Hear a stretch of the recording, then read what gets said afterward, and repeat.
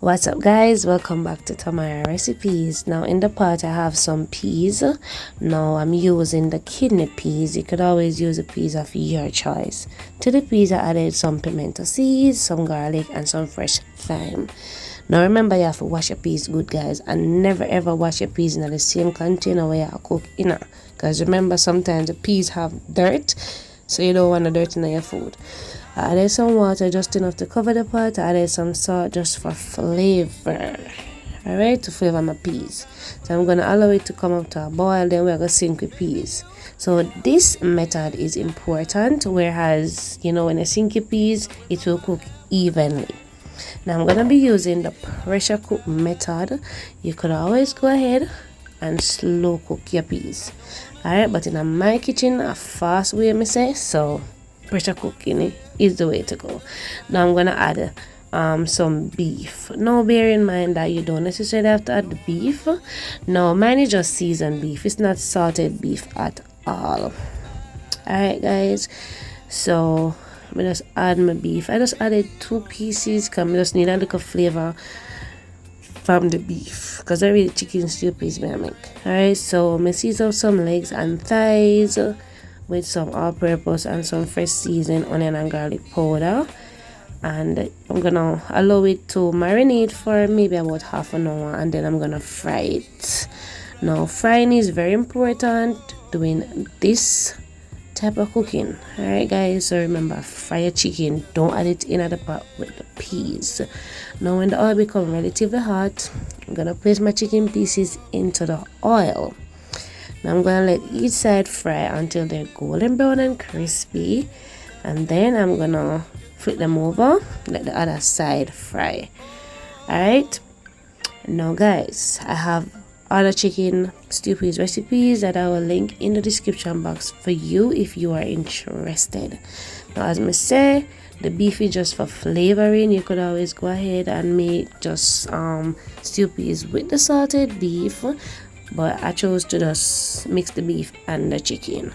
Alright, so you don't necessarily have to do that, but that was my choice.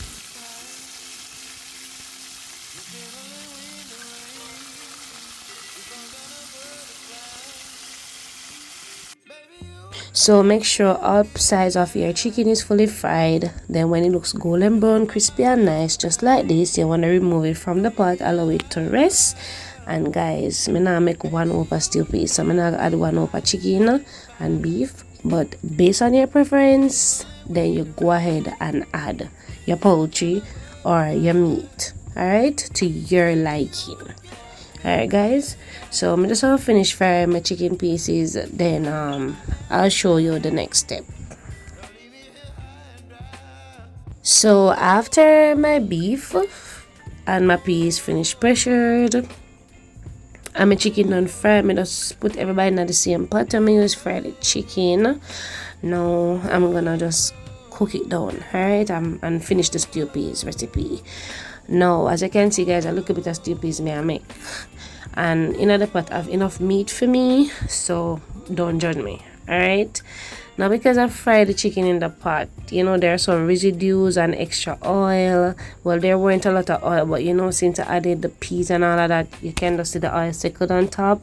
So I'm gonna remove as much as I can, and then I'll move on with the recipe. Alright guys, so I'm gonna add some fresh seasoning into the pot, some scallion thyme, carrot, scotch bonnet pepper, and some garlic. Now you can add any fresh seasoning that you like. I'm also going to add my coconut milk. So what I did guys, some of the peas water I'm just use it to mix because I was using the coconut powder, so I'm just use some of the peas water to mix the powder to get the coconut milk. Alright, but if you want to use a fresh coconut milk, if you want to use a canned coconut milk, go ahead. Now guys, when you fry your chicken crispy and nice, your chicken will still have that nice beautiful color. Whereas either chicken not fry good, add it to the pot with the liquid, it become white. Or if you place a chicken and pressure it or cook it with the peas, it not gonna taste good. Trust me guys, that can't taste good. So make sure you fry your chicken. Alright, so I added some soy sauce. Don't add too much because soya sauce salty unless you're using a low sodium one. I'm adding a little all-purpose seasoning. Make sure you taste of food, guys, and a pinch of salt. Now remember that everybody tastes but different, so don't judge me.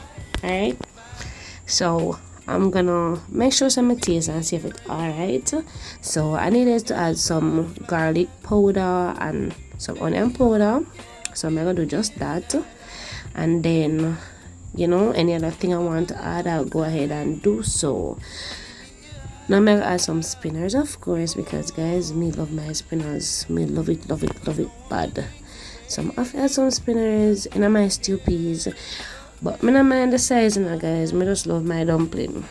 I just love dumpling in my stew peas. So whether I shape pretty or shape ugly, cause for me, guys, I'm wearing the nails, so me always use a spoon to mix the dough. So sometimes I'm not so versed on that part because I'm not touch it with my bare hands, but I don't believe in having our nails and making the dough with it. Alright, so I use a spoon and add my water gradually.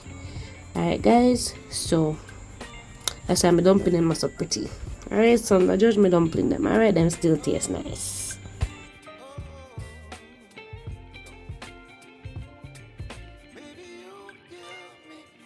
So guys, my stew is coming down nicely. It's becoming thicker, and I love the look so far, and it tastes good. You know, it has enough flavor in and all of that. But as I said before, I'm gonna leave the link where you can watch the other stew recipes. All right. Okay guys, so my stew is done. So I just have mine with some white rice. I never really fancy no vegetables today or any side dish. So I'm just gonna eat it like this, and it was good and I enjoyed it. So thank you for watching. Stay blessed.